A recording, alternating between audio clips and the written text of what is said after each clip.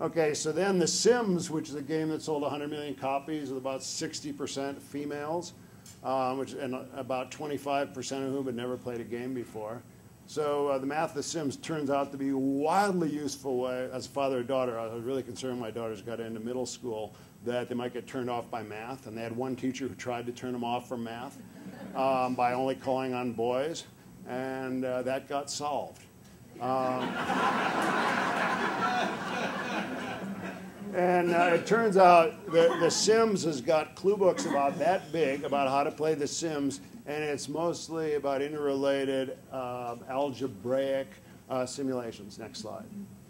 So The Sims, if you look at it, this is an ongoing sense, but there's relationships. The Sims has relationships from -100 to +100. Wouldn't it be so easy if your loved one walked around with a little number over their head telling you what their relationship was today? And if you just did something bad, you get a red -5, -5, -5. And then in the top left is a wants and fears system where everything you do changes some ratings. There's even a perfect mode where you get a temporary buff. There's careers where you get higher payout based on how you do. Next slide. So my daughter in 5th grade did a science project on the math of The Sims. You know, and a science project, as you know, it's just whatever you can put on one of those cardboard boards with 2 folders.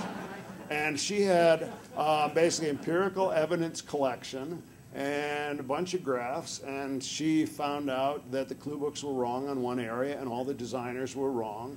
And she had a teacher who just patted her on the head and didn't understand what she was talking about. It was wildly cool. Next slide. And in Pokemon, by the way, Pokemon has as much math as baseball.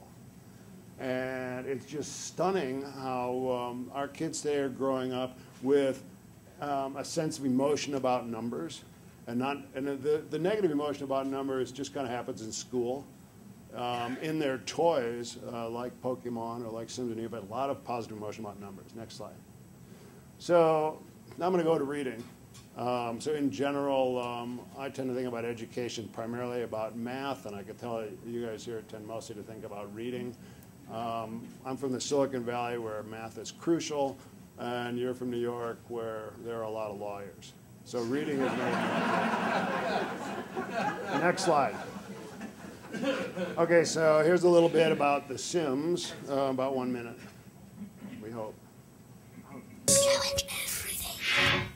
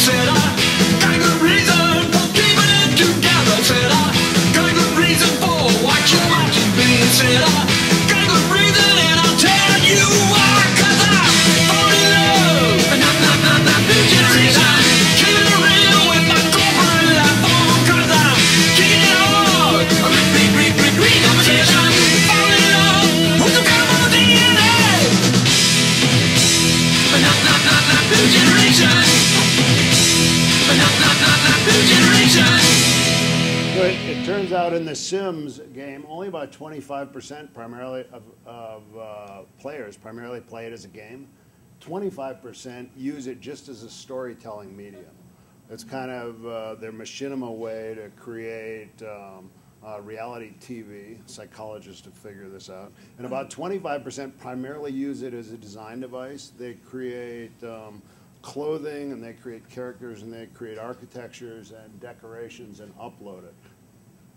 Oh, nice slide. So I would argue again that we ought to be thinking about games as a new manipulative for literature. So telling stories, analyzing stories. And so really quickly, so there is a feature in The Sims where as you're playing the game, you can freeze frame, you can crop, shoot a photo, caption it, put it in order, upload it, download it. There have been 100 million views of Sims stories. Next, online. And a story will look like the thing in the lower left. There'd be like a title page, and people will download it if they like the title page. They can upload it by category, horror, romance, sci-fi, download it, and in the Sims Exchange. Next slide. So I have a favorite story that's been meaningful for me forever. So I have a friend who I'll call T-Man because that's his nickname. The bottom you can see he's now a producer at Electronic Arts. When he was born, he had eye problems. Doctors said he may never read, which is stressful to parents. So they couldn't get him to read. I mean, he physically couldn't read, but he wanted to play video games. And he got caught up in a game called Lakers versus Celtics. The kid is 6'8" now. And he started playing video games, and lo and behold, he started decoding on video games and didn't read a book till after a year of playing video games. And this kid ended up going to Cal all the way through school. He had to take notes on a computer. He couldn't handwrite very well. And took notes on a computer, had a 4.0 at Cal, got a master's at Carnegie, and now working at Electronic Arts. And he's kind of one of my points of pride in life. Next. So somebody said earlier that the kids have way more emotional intensity about audiovisual media. I did lit clubs in middle school for a few years, and at one point we're talking about Journey to the Center of the Earth by Jules Verne, which I thought was pretty cool, and I remember the movie being scary and the color being beautiful. Of course, color is no longer beautiful. And it was like CinemaScope. And we're sitting in this, and the kids, these are really bright kids in an independent school in California, and we're in class, and they've got to come in and they've read like 50 pages of Journey to the Center of the Earth at the very beginning. And so the teacher and I started asking, what'd you get, what'd you get, what'd you get? And it was blank stares, like talking about looking at Big Ben. It was blank stares. And then a question, did anybody ever see the movie? And then about 4 hands went up. And these kids on average had seen the movie 3 or 4 years previous, and they could remember the music and cut-by-cut scenes. And suddenly the energy in the class went up, and so we decided, let's take something from Henry Jenkins at MIT, who has a Department of Comparative Media, and let's try doing comparative media. Let's think about literature not as books, but as stories and characters and worlds that can be expressed differently in different media. Next slide. So we took one example that was really successful was Ender's Game. If you know Ender's Game, it's about an undersized genius kid that had no respect from his peers because he was too small. He got beat up on, and by the end of the book, he plays what he thinks is a video game and leads his friends in a video game, and it turns out they're sending command signals to Earth's interstellar forces to beat some enemy. So what we did here is we said, next slide.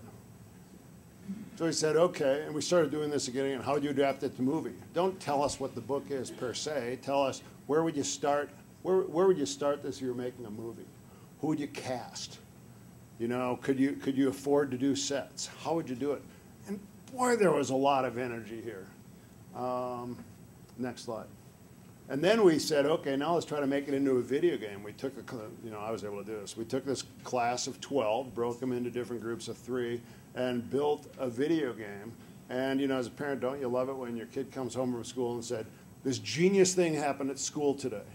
And so these kids were going home and saying, this genius thing happened at school today. We live for those moments, either when students come back and tell you, thanks, you changed my life, or you go home and say, a genius thing happened at school today. Next slide.